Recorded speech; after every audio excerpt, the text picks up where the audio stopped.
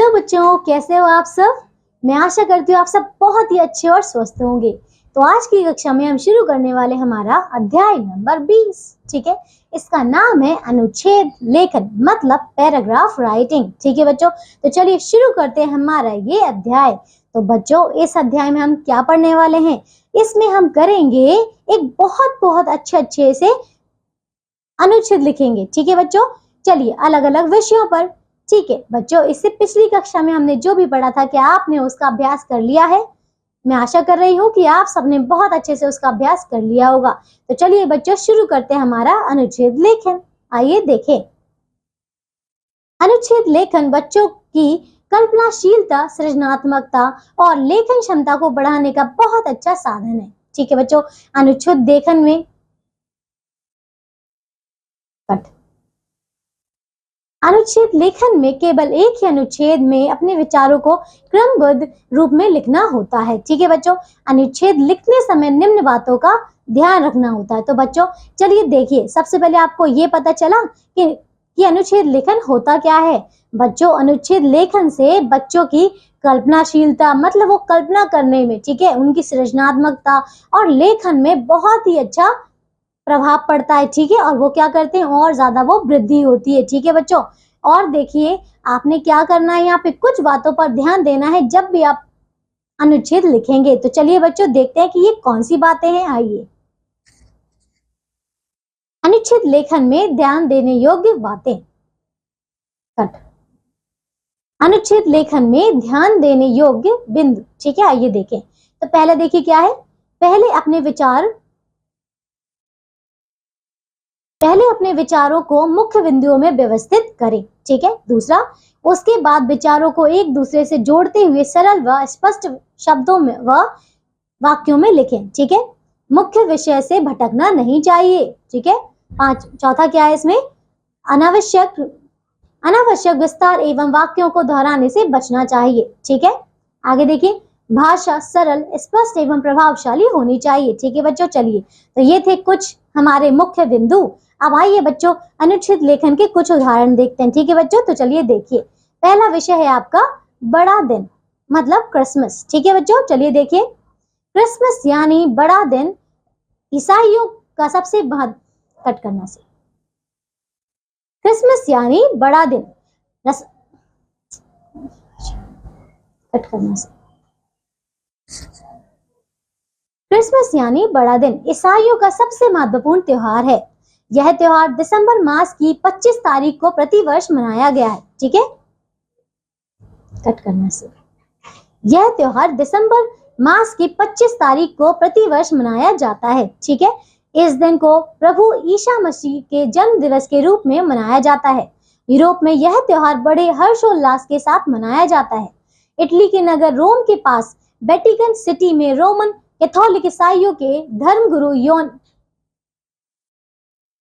धर्मगुरु यानी पोप रहते हैं। ठीक है बच्चों, आगे देखिए, वे इस दिन संसार भर के ईसाइयों को शांति व प्रेम का संदेश देते हैं। ठीक है बच्चों, विश्व के अन्य देशों में भी क्रिसमस बड़ी धूमधाम के साथ मनाया जाता है।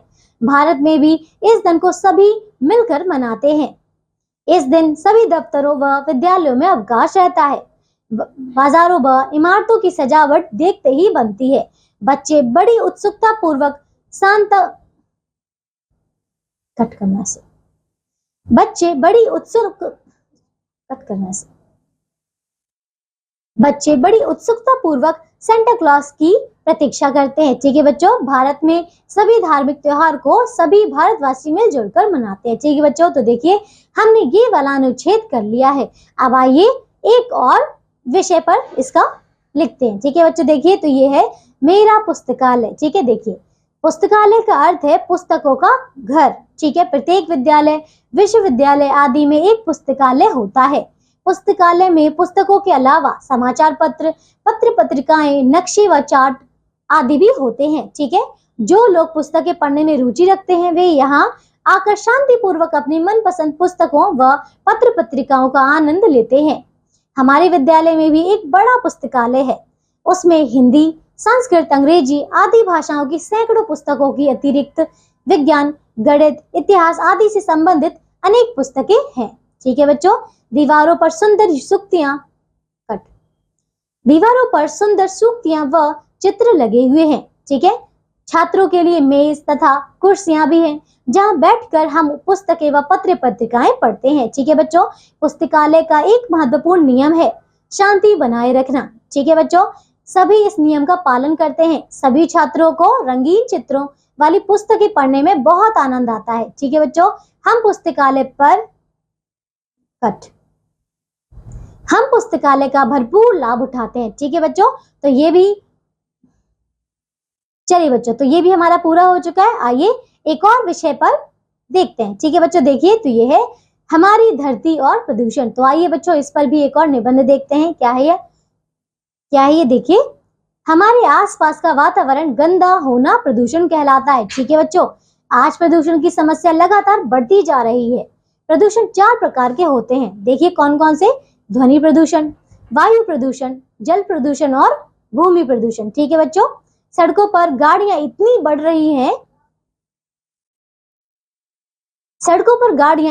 गई हैं कि जमीन पर पैर रखने तक की जगह नहीं रह गई है। ठीक है बच्चों, सड़कों पर गाड़ियों की पौ पौ की आवाज तो घरों में संगीत की तेज आवाज कानों के पर्दे फाड़ती है ना बच्चों। इन आवाजों को सुनकर स्वस्थ इंसान भी बीमार पड़ सकता है। इसे आवाज या ध्वनि प्रदूषण कहते हैं। ठीक है बच्चों, शहरों में उद्योग धंधे इतने अधिक बढ़ गए हैं कि चारों ओर कारखाने ही नजर आते हैं। ठीक है बच्चों, उनसे निकलने वाला धुआं सारे वातावरण को दूषित कर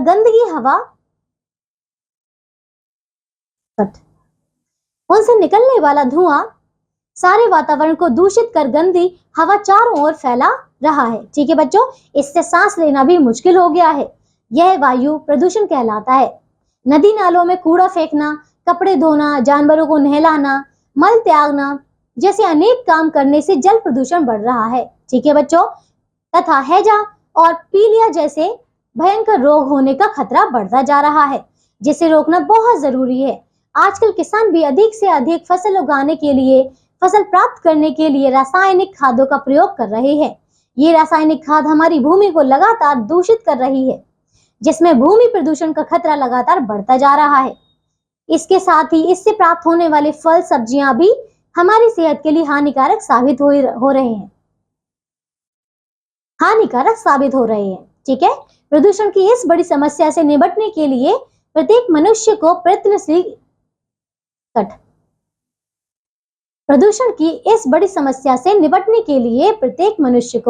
प्रयत्नशील होना होगा। ठीक है बच्चों, ज्यादा से ज्यादा पेड़ लगाने होंगे तथा अपने आसपास साफ सफाई का ध्यान रखना होगा। ठीक है बच्चों, तो देखिए कितना अच्छा निबंध था ये हमें जागरूक करने के लिए। ठीक है बच्चों, आइए एक और विषय पर निबंध देखते हैं। जब मैं पहली बार मंच पर गई। ठीक है बच्चों, देखिए मंच पर जाने की बात सोचकर ही मेरे पैर कांपने लगते थे, परंतु इस बार भाग लेना अनिवार्य था। उस दिन हमारे विद्यालय में एक कार्यक्रम था, फैंसी ड्रेस शो। ठीक है, सब बच्चे इसमें भाग ले रहे थे। कोई गांधी जी बना था तो कोई नेहरू, कोई डाकिया, कोई सब्जी वाला तो कोई नेता, कोई डॉक्टर बनकर आया तो कोई नेता। ठीक है बच्चों,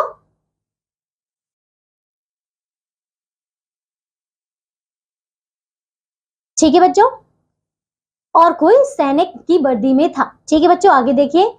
मेरी माँ ने मुझे पेड़ बनाया, मेरे लिए हरे कपड़े खरीदे, चार्ट पर एक बड़ा सा पेड़ बनाकर मेरे पेट पर बांध दिया, सिर पर हरी टोपी पहनाई। मुझे मंच पर जाकर पेड़ की कविता सुनानी थी। जैसे ही मैं मंच पर चढ़ी, मेरा पैर किसी चीज से अटक गया और मैं लुढ़क गई। ठीक है, सभी लोग हंसने लगे और मैं रोने लगी। मेरी अध्यापिका मुझे पुचकारती हुई बोली, देखो देखो पेड़ गिर गया। कट करना से मेरी अध्यापिका मुझे पुचकारती हुई बोली, देखो देखो पेड़ गिर गया। ठीक है बच्चों, देखो देखो पेड़ गिर रहा है। मैं झट से उठ गई, लोग तालियां बजाने लगे। शो की समाप्ति पर पुरस्कारों की घोषणा हुई और मुझे पहला पुरस्कार मिला। ठीक है बच्चों, मैं बहुत खुश थी। मंच पर जाने का यह पहला अनुभव मैं कभी नहीं भूलूंगी। कट करना से मंच पर जाने का यह पहला अनुभव मैं कभी नहीं भूल सकती, क्योंकि हंसी खुशी और रोने का संगम जो हुआ था, है ना बच्चों। चलिए तो देखिए हमने कितने अच्छे विषयों पर निबंध पूरे कर लिए हैं। ठीक है बच्चों, आइए अब इसके अभ्यास के कुछ प्रश्न देखते हैं।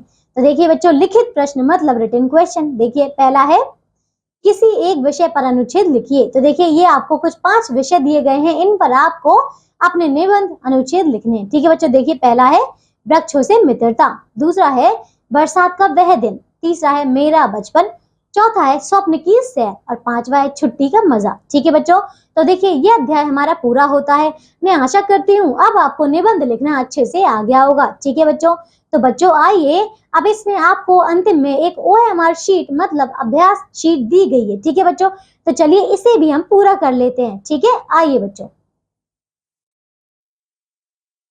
सही विकल्प चुनिए। देखिए क क्या है, भाषा का निर्माण कौन कर सकता है, बताइए कौन कर सकता है, कोयल, मनुष्य या घोड़ा। तो ये है मनुष्य। ठीक है बच्चों, दूसरा उत्तर। ख देखिए, भाषा की सबसे छोटी ध्वनि क्या कहलाती है, तो ये कहलाती है वर्ण। ठीक है बच्चों, अब ग देखिए, नीचे लिखे शब्दों में भाववाचक संज्ञा का उदाहरण है, बताइए कौन सा, गरीबी, मीठा, खट्टा। तो ये है गरीबी। ठीक है बच्चों, पहला उत्तर।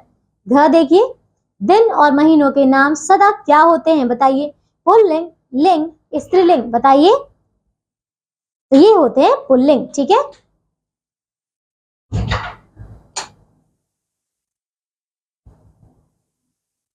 ठीक है बच्चों, चलिए आइए बच्चों पढ़ा देखते हैं। सदैव एक वचन रहने वाला शब्द है, बताइए कौन सा, वस्तु, बादल, आकाश। बताइए, तो ये है आकाश। ठीक है, आइए आगे देखिए। च, कर्म कारक का विभक्ति चिन्ह क्या है, बताइए, कर्म का बताइए क्या होगा।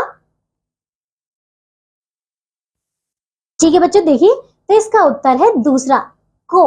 ठीक है, आइए अब करते हैं छ, संज्ञा के स्थान पर प्रयुक्त होने वाले शब्द क्या कहलाते हैं, तो इन्हें क्या कहते हैं हम, सर्वनाम। ठीक है बच्चों, ज देखिए, संज्ञा या सर्वनाम की विशेषता कौन बताते हैं, तो ये विशेषण है। ठीक है बच्चों, झ देखिए, पढ़ना शब्द की मूल धातु क्या है, बताइए, पढ़, पढ़ा या पढ़ाकू। तो ये है पढ़। ठीक है, यहाँ देखिए, क्रिया के करने या होने का समय क्या बोध कट, क्रिया के करने या होने का समय क्या बोध, कट करना से, क्रिया के करने या होने का समय का बोध क्या कहलाता है, बताइए क्या कहते हैं हम उसे, काल। ठीक है, आइए ट देखें, निम्नलिखित में रीतिवाचक क्रिया विशेषण का उदाहरण है, बताइए क्या, जल्दी जल्दी, पढ़कर या ज्यादा। बताइए क्या है,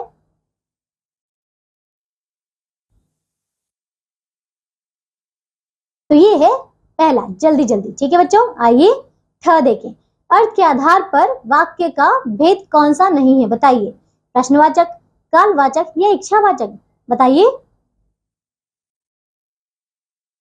तो ये है कालवाचक। ठीक है बच्चों, तो आइए ये प्रश्न पत्र हमने पूरा कर लिया है, लेकिन एक और प्रश्न पत्र 2 ये आपको दिया गया है, इसे भी पूरा कर लेते हैं। ठीक है, ये आपका पाठ 11 से 20 के आधार पर है। ठीक है बच्चों, आइए करते हैं। पहला देखिए, सभी प्रश्नों के उत्तर दीजिए। चलिए बच्चों करते हैं। पहला देखिए, सही उत्तर के आगे सही का चिन्ह लगाइए। तो क देखिए क्या है, वाक्य की समाप्ति पर कौन सा चिन्ह लगता है, बताइए कौन सा लगता है, अल्प विराम, पूर्ण विराम या योजक चिन्ह। तो ये लगता है पूर्ण विराम। ठीक है, ख देखिए, उल्टा अर्थ बताने वाले शब्दों को कहते हैं, बताइए क्या, समानार्थी, विलोम शब्द या कोई नहीं। तो इसे कहते हैं विलोम शब्द। ठीक है, ग देखिए, इतिहास से संबंध रखने वाले को कहा जाता है, क्या कहा जाता है, प्राचीन, आधुनिक या ऐतिहासिक। तो ये है ऐतिहासिक। ठीक है, तीसरा। आइए दूसरा प्रश्न करें, निम्नलिखित शब्दों के 3 पर्यायवाची शब्द लिखिए। तो चलिए, पृथ्वी को क्या कहते हैं, पृथ्वी को हम धरती, धरा या फिर भू भी कह सकते हैं। ठीक है बच्चों, ख देखिए, शत्रु को दुश्मन, ख का उत्तर क्या होगा, तो ये होगा दुश्मन, शत्रु, बैरी या रिपु। ठीक है, चलिए ग का देखिए, गंगा, तो गंगा को और क्या क्या कहते हैं, जानवी भी कहते हैं, और क्या कहते हैं बताइए। चलिए बच्चों, तो इसका बताइए क्या होगा, भागीरथी, जानवी, और क्या कह सकते हैं इसे, मंदाकिनी। ठीक है बच्चों, आइए तीसरा प्रश्न करते हैं, निम्नलिखित मुहावरों का अर्थ लिखिए। तो देखिए पहला क्या है, क, पत्थर की लकीर। बताइए क्या होता है पत्थर की लकीर का मतलब, तो देखिए बच्चों, पत्थर की लकीर का मतलब होता है ठान लेना। ठीक है, मतलब निश्चित कर लेना। ठीक है, ख देखिए कान भरना, कान भरना का मतलब क्या होता है, चुगली करना, ठीक है। घ देखिए पेट में चूहे कूदना, मतलब बहुत भूख लगना। घ दाल में कुछ काला होना, मतलब कुछ ना कुछ गड़बड़ होना, ठीक है। आइए चौथा प्रश्न देखिए, निम्नलिखित का सही मिलान कीजिए। चलिए क देखिए चित्र बनाने वाला कौन होता है, चित्रकार, ठीक है। भारत का नागरिक कौन होता है बताइए, भारतीय। सत्य बोलने वाला, सत्यवादी, ठीक है। जिसका अंत ना हो, ये कौन होता है, अनंत, ठीक है। और कविता लिखने वाला, ठीक है, ये होता है कवि, ठीक है बच्चों। आइए अब करते हैं पांचवा प्रश्न। तो देखिए निम्न में से किसी एक विषय पर निबंध लिखिए, ठीक है बच्चों। तो ये आपके पास कुछ 4 विषय दिए गए हैं, इन पर आपको एक निबंध लिखना है, ठीक है बच्चों। क क्या है, फुटबॉल मैच, दूसरा है मेरी प्रिय पुस्तक, तीसरा है अनुशासन का महत्व और चौथा है स्वच्छ भारत अभियान। तो बच्चों इन चारों विषयों पर आपने अपने अपने निबंध लिखने हैं, ठीक है बच्चों। तो बच्चों हमने ये अध्याय और आगे दिए गए प्रश्न पत्र बहुत अच्छे से पूरे कर लिए हैं, ठीक है बच्चों। तो मैं आशा करती हूँ अब आपको ये पूरा अच्छे से ज्ञान हो गया होगा, ठीक है, सभी विषयों का, ठीक है बच्चों। अब हम मिलेंगे एक नई कक्षा में ऐसे ही नए अध्याय के साथ, तब तक के लिए आप सब अपना ध्यान रखिए और स्वस्थ रहिए। बाय।